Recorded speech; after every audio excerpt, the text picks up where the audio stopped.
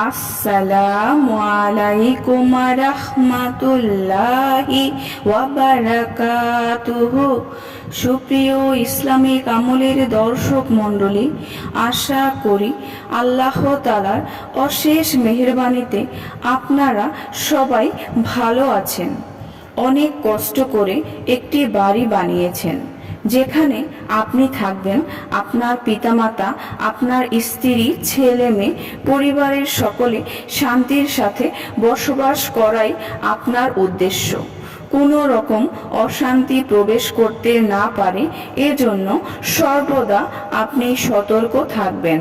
কিন্তু আপনার জানা মতে বা অজানাতে এমন কিছু ভুল আপনি করে ফেলেছেন, যার কারণে আপনার বাড়িতে ধীরে ধীরে অশান্তি প্রবেশ করতে থাকে, আর এক সময় এই শান্তিপূর্ণ বাড়িটি অশান্তির কারখানা হয়ে যায়, রূপান্তরিত হয় জাহান্নামের টুকরোয়, যদিও হওয়ার কথা ছিল জান্নাতের টুকরোয়।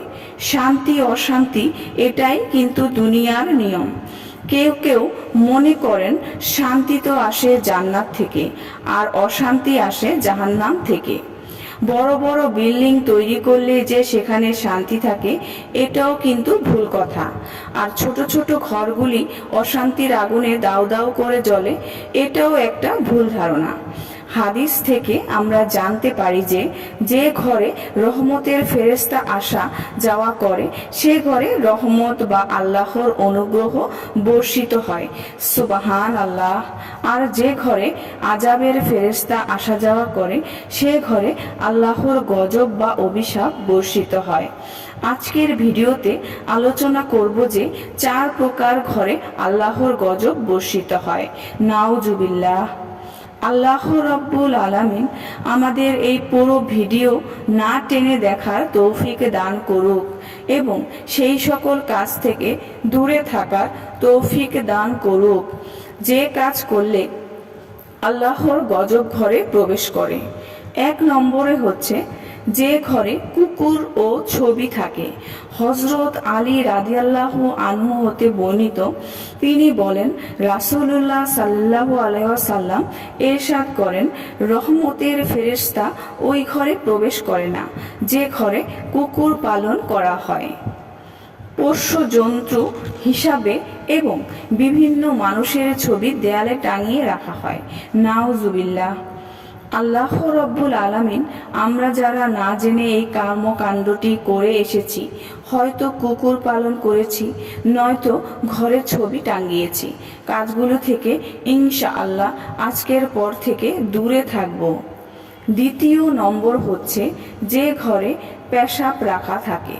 হযরত আব্দুল্লাহ ইবনে রাদিয়াল্লাহু তাআলা আনহু হতে বর্ণিত, প্রিয় নবী সাল্লাল্লাহু আলাইহি ওয়াসাল্লাম ইরশাদ করেন, ঘরের মধ্যে কোনো পাত্রে পেশাব জমা করে রাখা উচিত নয়, কেননা ওই ঘরে রহমতের ফেরেশতা প্রবেশ করে না।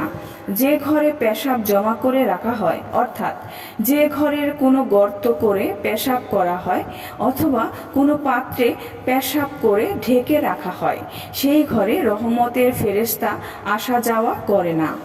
3 নম্বর হচ্ছে যে ঘরে বাদ্যযন্ত্র থাকে।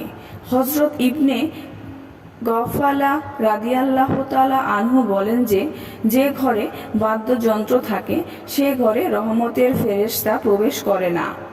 মুসান্নাফে ইবনে আবি শাইবা।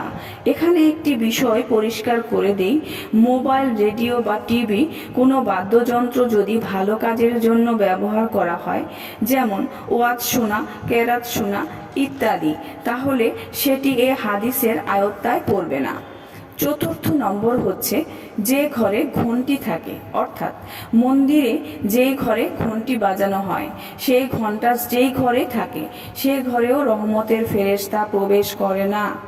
হযরত আয়েশা রাদিয়াল্লাহু তাআলা আনহা হতে বর্ণিত, তিনি বলেন, প্রিয় নবী সাল্লাল্লাহু আলাইহি ওয়াসাল্লাম ইরশাদ করেন, রহমতের ফেরেশতা ওই ঘরে প্রবেশ করে না যে ঘরে ঘন্টি থাকে, আর ওই জামায়াতের সাথে থাকে না যাদের সঙ্গে ঘন্টি আছে।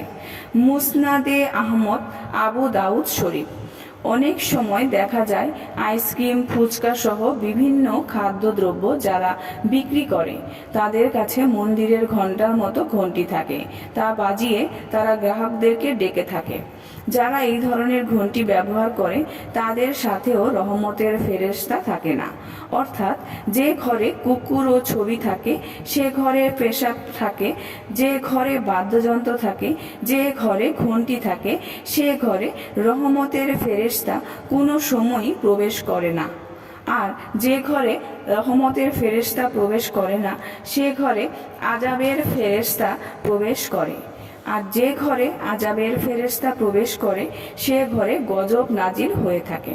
আল্লাহ পাক রব্বুল আলামিন আমাদেরকে দিনের উপরে, আমাদেরকে ঘরগুলোকে দিন মোতাবেক পরিচালিত করে জাহান্নাম থেকে জান্নাতের টুকরায় পরিণত করার তৌফিক দান করুক, আমিন।